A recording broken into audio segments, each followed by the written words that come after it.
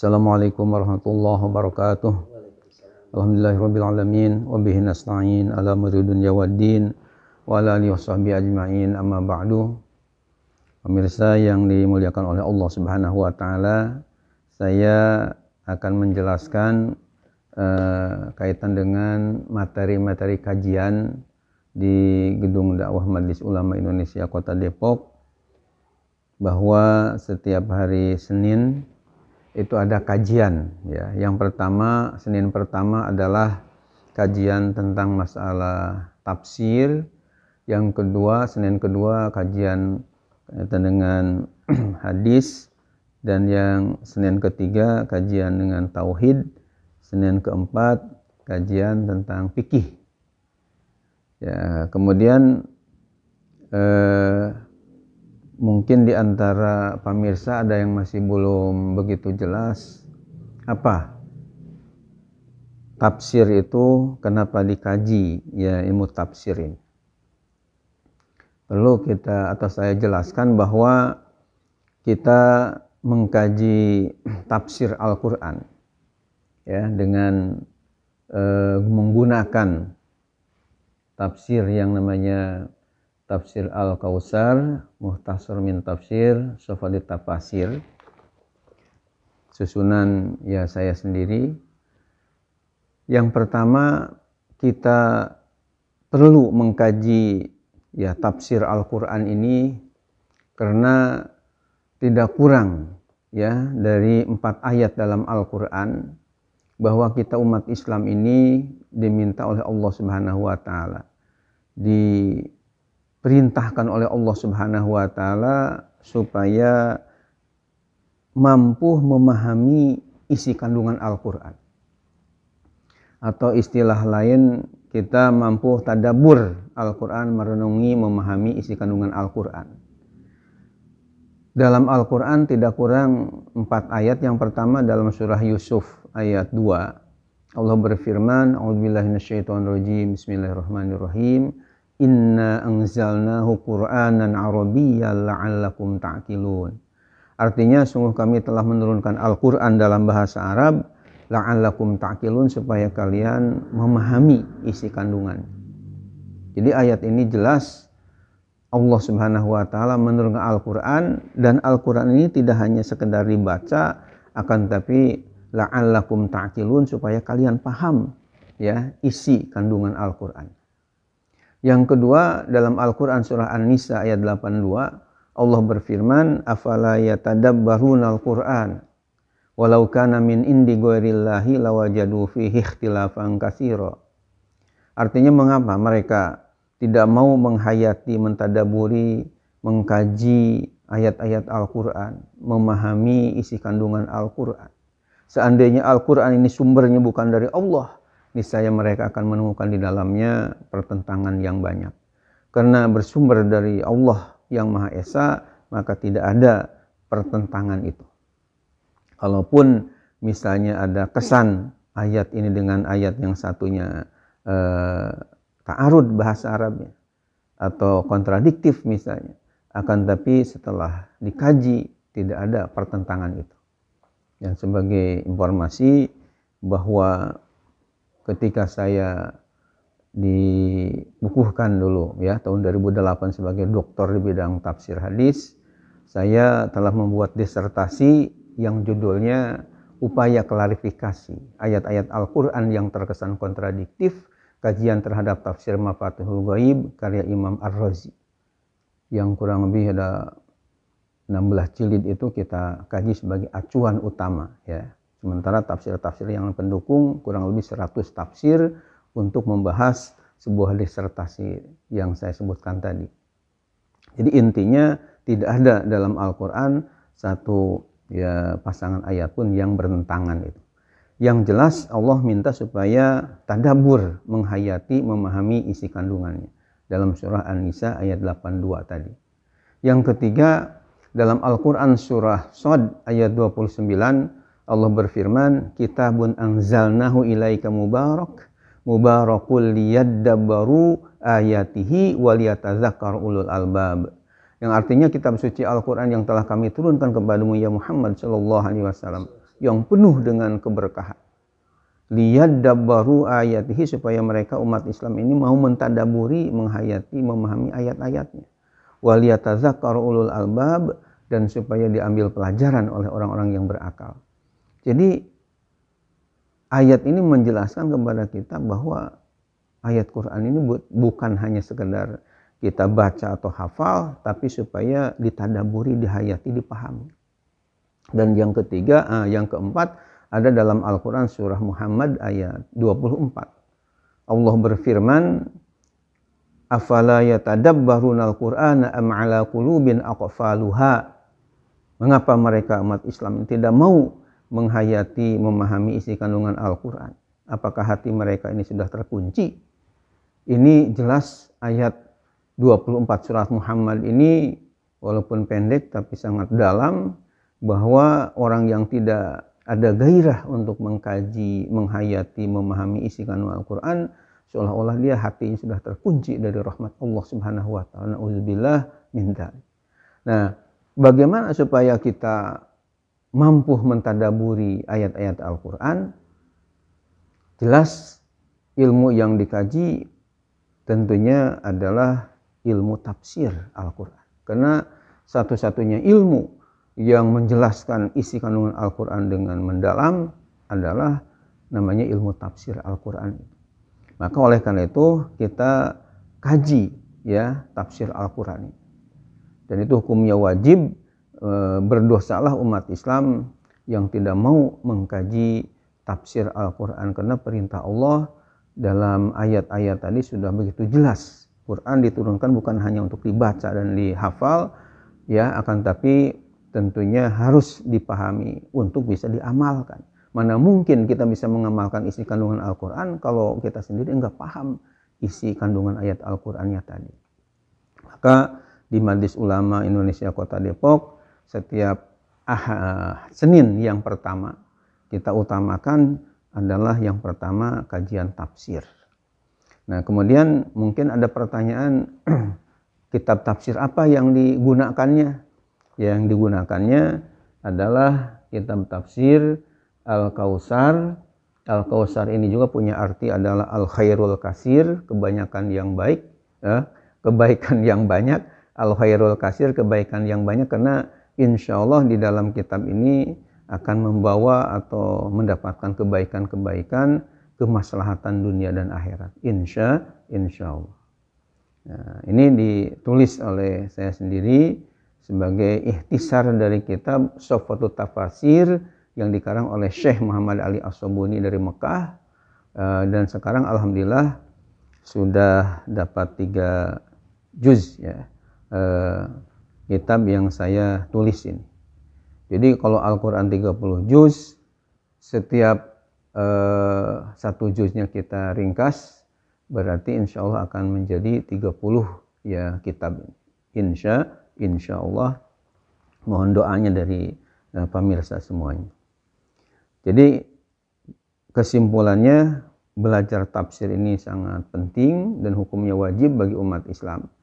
Yang kedua, kenapa tafsir digunakan tafsir Al-Kautsar? Ya, karena jawabannya karena tafsir ini sebagai ikhtisar ringkasan dari Sofwatut Tafasir. Sofwatut Tafasir ini adalah kitab tafsir yang bagus, akan tapi sangat tebal, dan di dalamnya banyak yang katakanlah ada semacam syair-syair balaghah, ya, kajian balaghah yang cukup tinggi. Nah, sementara saya melihat di masyarakat Kota Depok ini, terutama jamaah yang kami asuh, kami bimbing, masih katakanlah keilmuannya masih tahap awal.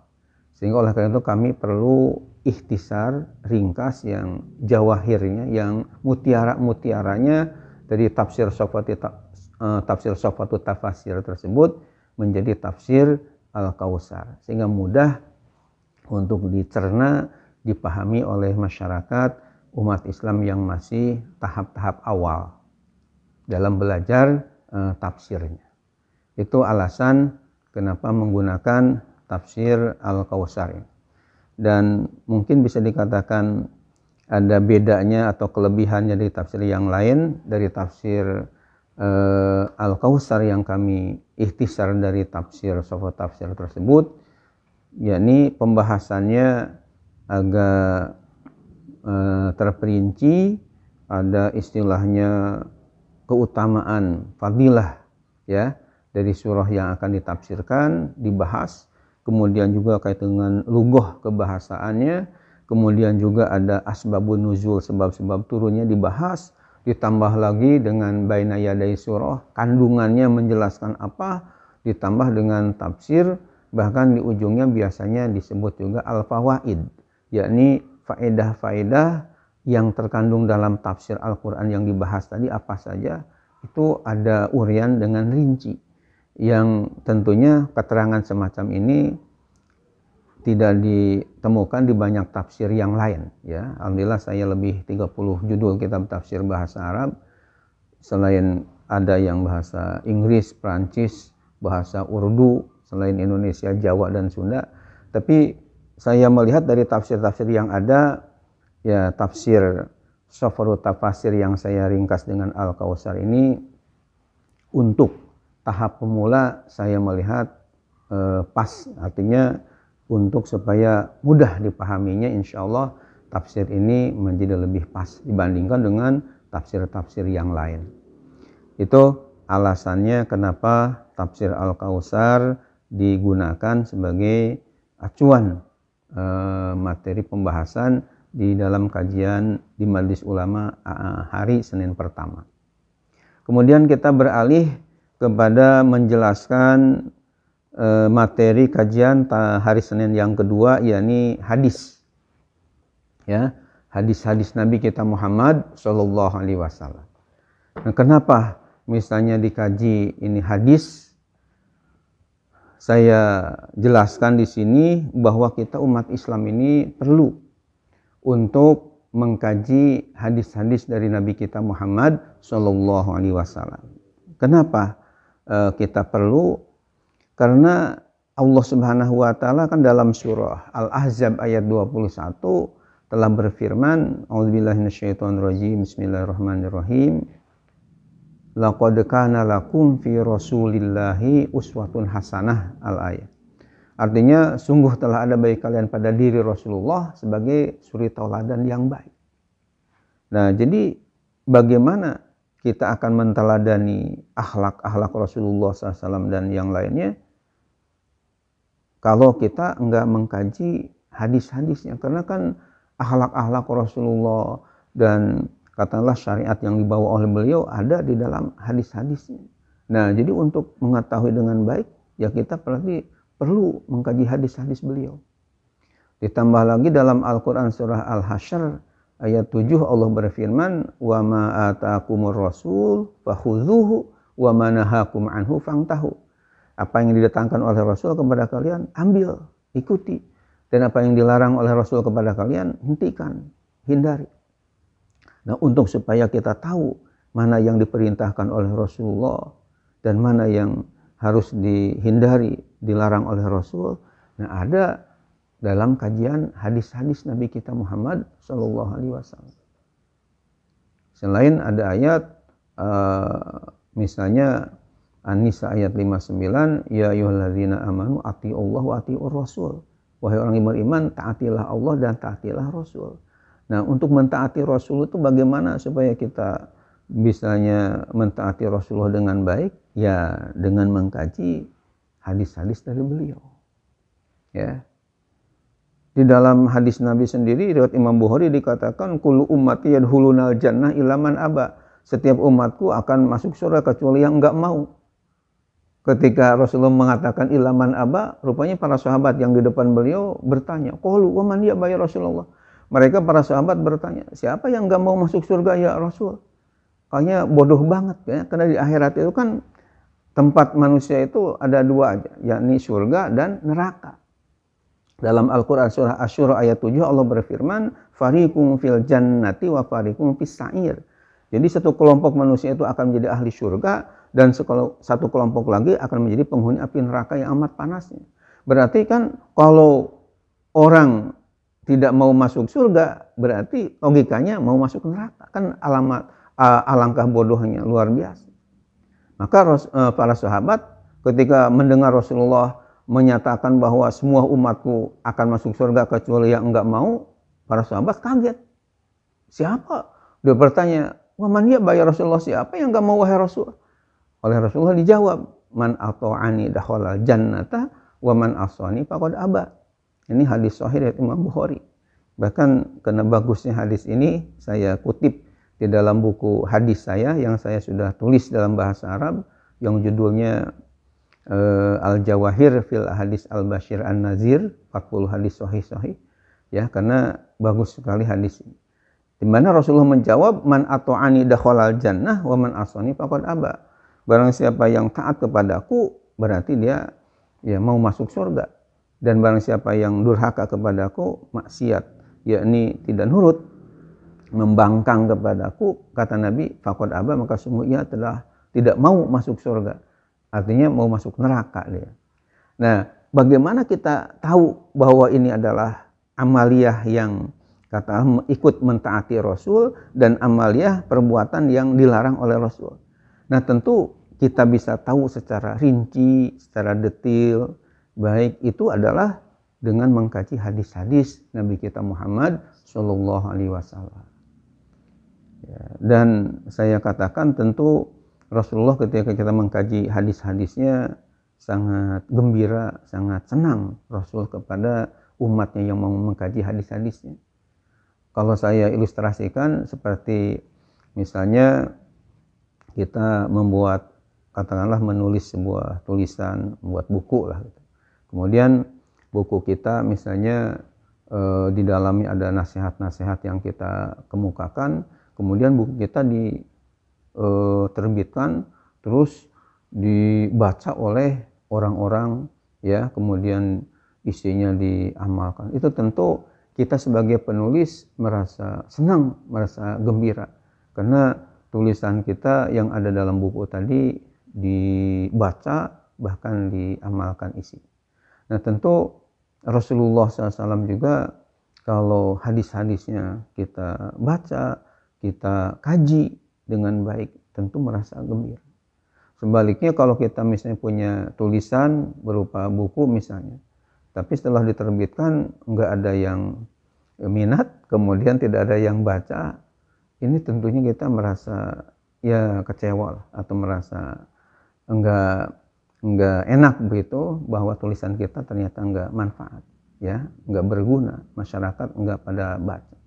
Nah, demikian juga kalau hadis-hadis Nabi kita Muhammad SAW kita istilahnya biarkan, tidak kita hiraukan, enggak mengkajinya, tentu Rasulullah SAW juga merasa ya katakanlah tidak suka kepada kita sebagai umat, karena hadis-hadisnya yang berupa petunjuk-petunjuk yang baik malah kita abaikan.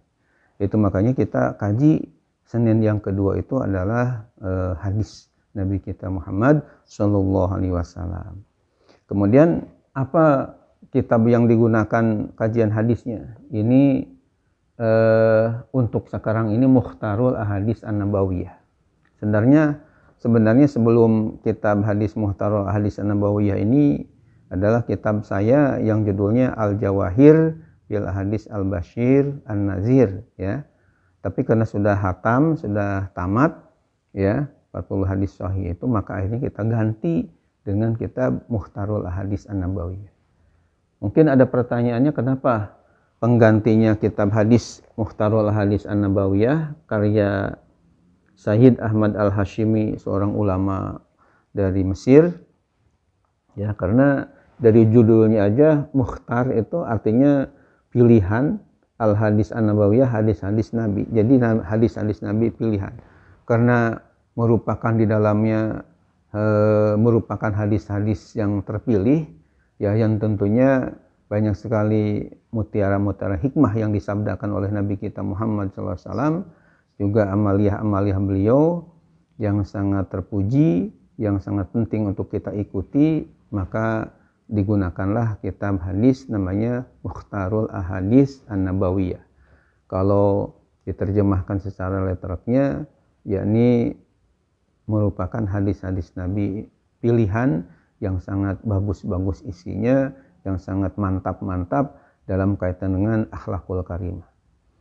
Nah, kemudian selanjutnya yang ketiga, Senin yang ketiga kita mengkaji ilmu tauhid. Ilmu tauhid ini kenapa kita kaji?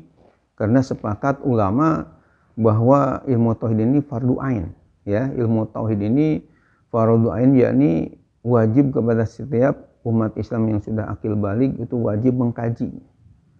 Dosa hukumnya bagi umat Islam, baik itu laki atau perempuan yang sudah akil baligh tapi enggak mau mengkaji ilmu tauhid.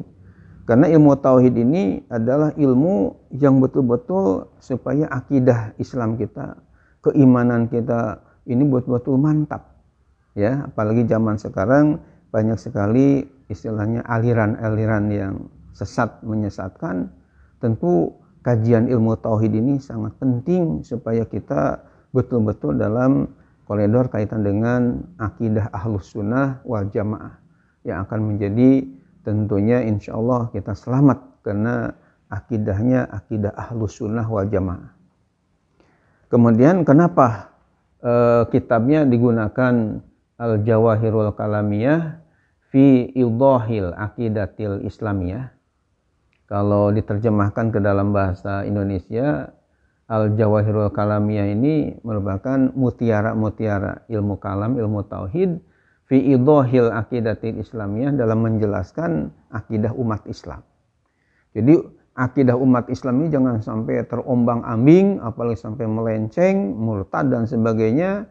Ya, maka penting dikaji namanya ilmu tauhid, ya, dengan kajian untuk sementara, karena insya Allah akan ya berganti ya setelah kita hatam ini, ya untuk sementara, karena katakanlah kita tahap pemula, jadi menggunakan Al-Jawahirul Kalamiyah fi idahil aqidatil islamiyah.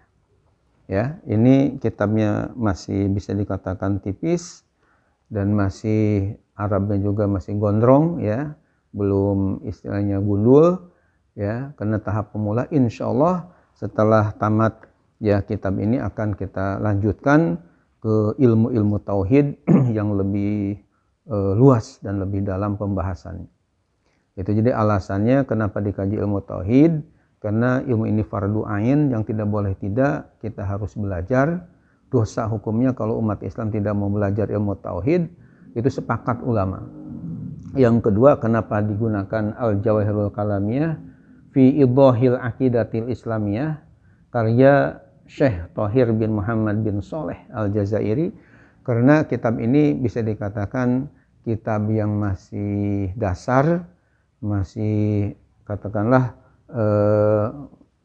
hurufnya juga besar-besar, barisnya renggang-renggang, dan masih ada harokatnya, istilahnya gondrong ya, belum gundul.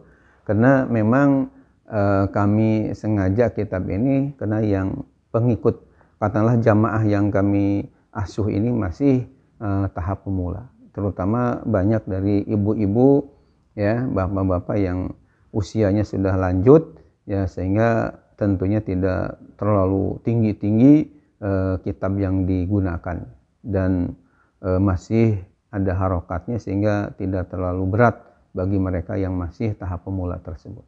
Itu alasan kaitan dengan kajian tauhid dan kitabnya, kitab Al-Jawahirul Kalamiyah. Kemudian yang terakhir, yang keempat, Senin yang keempat adalah kajian fikih. Mungkin di antara pemirsa ada yang bertanya juga, kenapa fikih ini harus kita pelajari, atau kenapa dipelajari di Majelis Ulama Indonesia Kota Depok, di Gedung Dakwah MUI Kota Depok. Ya, alasannya kitab fikih ini disepakati ulama adalah fardu ain. Ya, artinya belajar ilmu fikih itu sepakat ulama hukumnya fardu ain, bukan fardu kifayah lagi. Bedanya kan kalau fardu kifayah, kalau ada orang lain mengkaji misalnya, kita enggak dosa walaupun enggak dapat pahala. Seperti sholat jenazah, ada orang yang mensolatkan jenazah, kita enggak, Enggak dosa kita yang enggak ini, karena ada yang lain mensolatkan. Tapi kalau enggak mensolatkan, semuanya enggak mensolatkan, dosa semua. Itu namanya fardu kifayah. Nah kalau fardu ain itu seperti sholat yang 5 waktu. Tidak bisa dibadali, diganti. Misalnya kamu aja lah ya sebagai mantu misalnya yang sholat, saya enggak, misalnya sebagai mertua. Itu enggak seperti itu. Akan tapi harus semua melakukannya. Nah ilmu fikih juga sama, yakni fardu ain. Jadi harus belajar semuanya, tidak boleh tidak. Kenapa? Karena ilmu fikih ini adalah ilmu yang bisa dikatakan seharian kita lakukan, terutama kaitan dengan masalah ubudiyah, tata cara ibadah kepada Allah Subhanahu wa taala. Dan perlu diketahui oleh pemirsa yang dimuliakan Allah Subhanahu wa taala, dalam kajian ilmu fikih ini ya, termasuk kitab fikih yang kami pelajari, yakni Matnul Ghayah wa Taqrib, ini ada 4 komponen dalam kajian fikihnya. Ya. Dalam kajian fikih ini ada 4 hal yang perlu kita kaji.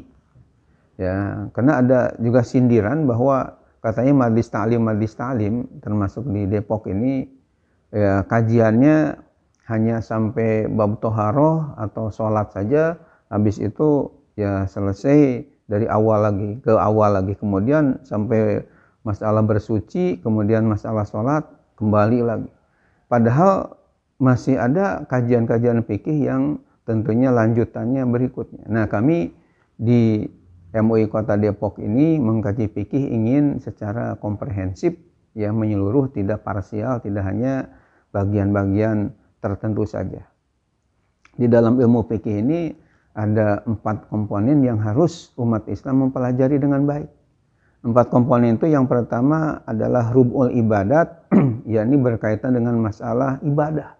Misalnya tata cara wudhu, tata cara tayamum, mandi besar bagaimana bagi yang junub, yang haid. Kemudian tata cara sholat, kemudian zakat, puasa, haji, itu masuk dalam kategori fikih, artinya al-ibadat ya, fikih ibadah. Ada yang kedua, ada namanya fiqhul munakahat. Jadi dalam fikih ini dikaji masalah munakahat, pernikahan. Di mana masuk ke dalam pernikahan itu ada kaitan dengan masalah syarat ya, rukun nikah, ada kaitan dengan masalah talak, kemudian ada kaitan dengan rujuk ya, masalah kaitan dengan rodoah, penyusuan, ada lagi hadonah, kaitan dengan istilahnya pemeliharaan anak dan sebagainya.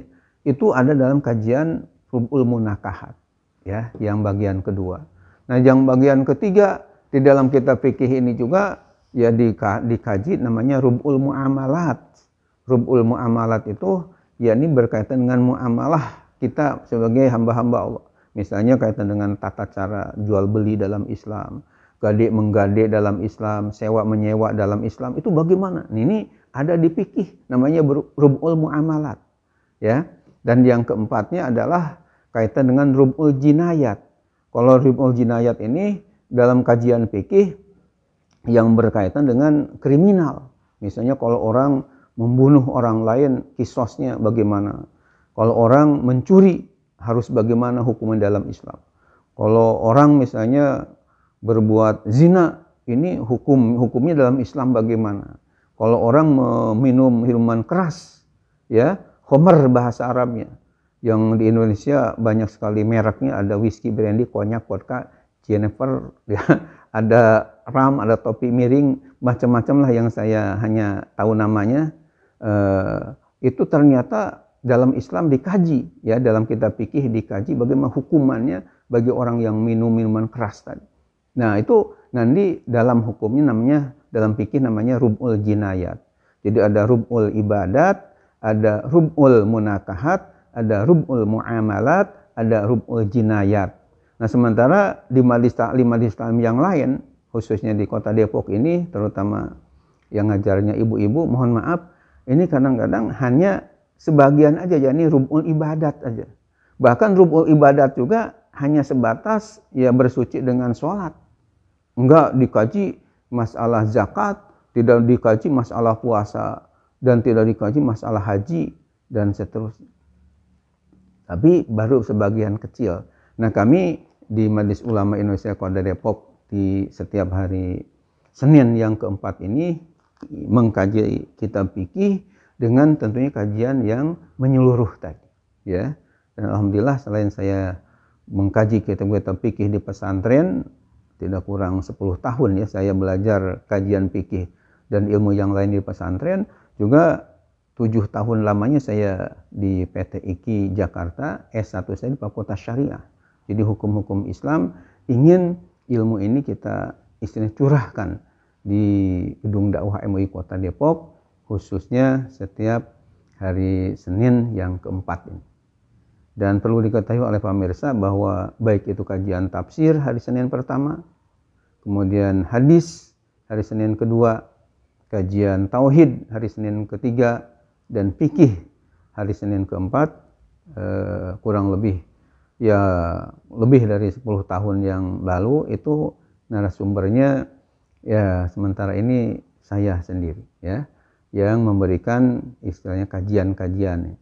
Bahkan setiap kalau ada Senin yang kelima, biasanya saya dengan musyawarah dan usulan dari jamaah ingin untuk istilahnya tahsin, yakni memperbaiki bacaan-bacaan, khususnya dalam bacaan ketika sholat yang 5 waktu, ya, bacaan-bacaan oleh jamaah yang biasa dibaca, khususnya juz amma, itu minta disimak, ya, karena mungkin mereka tahu bahwa saya alhamdulillah sudah mendapatkan ijazah ya bacaan Al-Quran yang gurunya sanadnya sampai kepada Rasulullah SAW, sehingga supaya mereka tidak keliru, ingin disimak, ingin sesuai dengan yang dibaca dulu oleh Rasulullah SAW, kaitan dengan panjang pendeknya, makhrajnya, sifat-sifat hurufnya, dan yang lain-lainnya.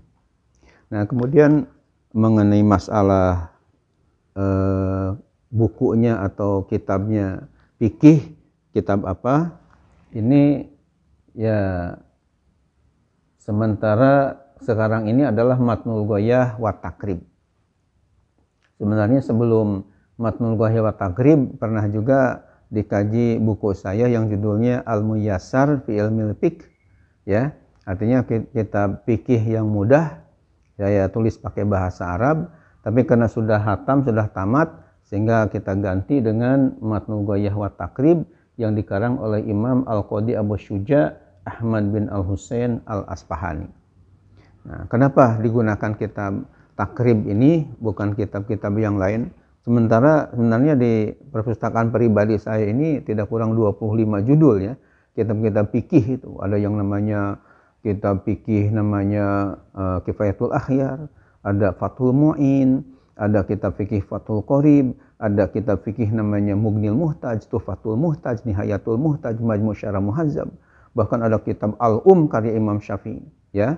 Ada kitab Al-Fiqhu alal Mazhabil Arba'ah karya Abdurrahman Al-Jaziri yang 5 jilid yang saya miliki, dan yang lain-lainnya banyak sekali kitab-kitab fikih.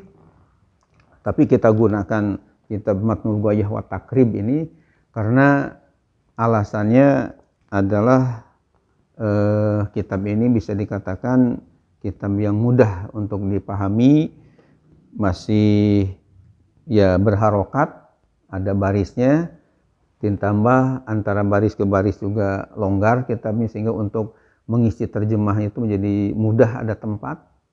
Ditambah lagi walaupun tipis kitab ini akan tapi istilahnya menyeluruh ya pembahasannya. Jadi yang 4 tadi komplit di sini. Yakni ada kaitan dengan masalah rukun ibadah, yang kemudian ada kaitan dengan masalah munakahah, dibahas juga masalah kaitan dengan muamalah, dibahas juga dengan masalah jinayat.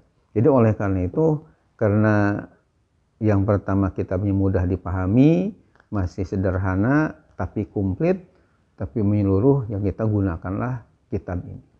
Dan insya Allah kalau tamat kitab ini, tentunya kita ingin nanti setelah para jamaah ini ya yang kami asuh sudah pada pinter-pinter semua, tentu kita akan tingkatkan ke kitab-kitab yang lebih tinggi lagi. Dan perlu diketahui bahwa saya sendiri alhamdulillah selain punya Al-Ghoyah wa Takrib ini, punya juga istilahnya adilah-adilahnya, dalil-dalilnya untuk penjelasan dari kitab Ghoyah wa Takrib ini. Nama kitabnya adalah At-Tazhib fi Adillah Matnil Ghoyah wa Takrib, ya. Karya Dr. Syekh Mustafa Bulbugo itu kaitan dengan mendalili, karena dalam kitab takrib ini memang tidak disebutkan keterangannya ini mana Qur'annya, mana ayat hadisnya, memang enggak. Nah, ada kitab khusus yang menjadikan istilahnya sumber rujukan. Kenapa misalnya fardu wudu ini ada 6, ya disebutkan dalil Qur'annya, dalil hadisnya di dalam kitab namanya At-Tazhib fi Adillati Matnil Ghoyah wa Takrib. Kemudian saya juga punya syarahnya namanya Fathul Qorib. Bahkan Fathul Qorib juga diberikan ulasan lagi oleh Syekh Nawawi Al-Bantani dengan kitabnya Qut, ya, kitab namanya Qutul Habib Al-Ghorib, ya, yang terkenal dengan kitab Tawasyih yang cukup tebal, saya alhamdulillah kaji dan miliki. Kemudian ada lagi namanya hasyiahnya, hasyiah Syekh Ibrahim Al-Bajuri dari Mesir, 2 jilid tebalnya untuk memberikan uraian-uraian dari ya Fathul Qorib, di mana Fathul Qorib karya Muhammad bin Qasim Al-Ghazi sebagai syarah dari kitab Al-Ghoyah wa Takrib karya Abu Syuja Al-Asfahani ini. Jadi ada lanjutannya yang lebih mendalam, lebih jelas, lebih mendetil lagi. Cuma untuk tahap sementara, untuk tahap pemula ini saya anggap pas untuk mengkaji kitab Al-Ghoyah wa Takrib dalam kajian ilmu fikih di MUI Kota Depok ini. Saya kira dari keempat materi dan yang saya sebutkan tadi sudah, saya rasa sudah jelas.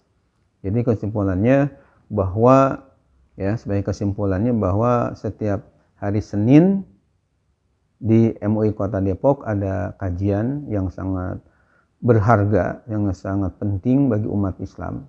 Jadi sekaligus ini saya dakwah mengajak kepada seluruh umat Islam khususnya yang ada di Kota Depok untuk berbondong-bondong ya datang ke MUI Kota Depok untuk belajar ilmu-ilmu agama khususnya yang 4 macam ini, yakni ilmu tafsir setiap hari Senin pertama dengan kajian sekarang ini tafsir Al-Kautsar, ikhtisar dari tafsir Sofru Tafasir. Yang kedua, Senin kedua adalah kajian hadis. Untuk yang sekarang ini kajian hadisnya kitab Mukhtarul Ahadits An-Nabawiyah. Ya. Kemudian yang ketiga adalah kajian tauhid dengan kajian kitab yakni Al-Jawahirul Kalamiyah fi Idhahil Aqidati Islamiyah.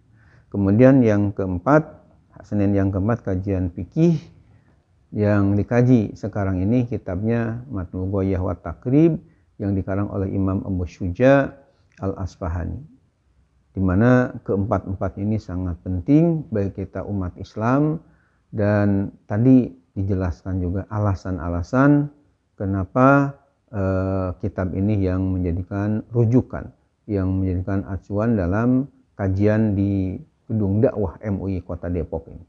Mudah-mudahan hadirin juga hadirat atau pemirsa yang dimuliakan oleh Allah Subhanahu wa taala bisa memahami dengan baik, ya. Dan sebagai informasi juga dan sekaligus mohon doanya, saya juga sedang menyusun sebuah ya kitab hadis, ya, yang judulnya adalah Mukhtarul Mukhtar min Kalam Sayyidil Abror. Itu sudah kita susun sebanyak 1000 hadis Nabi kita Muhammad SAW. Sekarang sedang diedit, ya, insya Allah ingin segera diterbitkan, ya. Selain saya juga sudah menyusun kitab yang diberi judul Rawdatul Ulama'il Amilin sebagai ikhtisar dari kitab Tanbihul Ghafilin. Itu sudah selesai penulisannya, tidak kurang 500 halaman, ya, dimana kita kaji, selain kita ikhtisar juga diberi ta'liq, yakni ada ya catatan-catatan, bahkan ada tahrij dikemukakan kaitan dengan rawi-rawi hadis. Mudah-mudahan tentunya oleh Allah Subhanahu wa taala karya ilmiah yang sangat insya Allah sangat berharga ini bisa segera selesai untuk dimanfaatkan dan dibaca oleh umat Islam insya Allah. Hadirin hadirat pemirsa yang saya muliakan, demikian apa yang bisa diuraikan, dijelaskan dalam kesempatan kali ini berkaitan dengan masalah pengajian di MUI Kota Depok dengan kitab-kitab yang saya sebutkan tadi. Dan sebenarnya setiap hari Sabtu dan hari Ahad penuh ya, saya sendiri ada kajian-kajian di masyarakat Kota Depok, dan setiap hari Jumat juga ada kajian khusus tafsir Al-Jalalain di Masjid Baitur Rahman yang ada di Kelurahan Bedahan, Kecamatan Sawangan, Kota Depok ini. Dan di tempat-tempat yang lain, mudah-mudahan pemirsa juga bisa bergabung, bisa hadir pada waktu-waktu yang sudah ditentukan nanti. Demikian penjelasan yang saya bisa kemukakan, mudah-mudahan bermanfaat. Terima kasih sebelumnya dan mohon maaf kalau ada kehilapan dan kekurangannya. Wallahul muwaffiq ila aqwamit thoriq. Wassalamualaikum warahmatullahi wabarakatuh.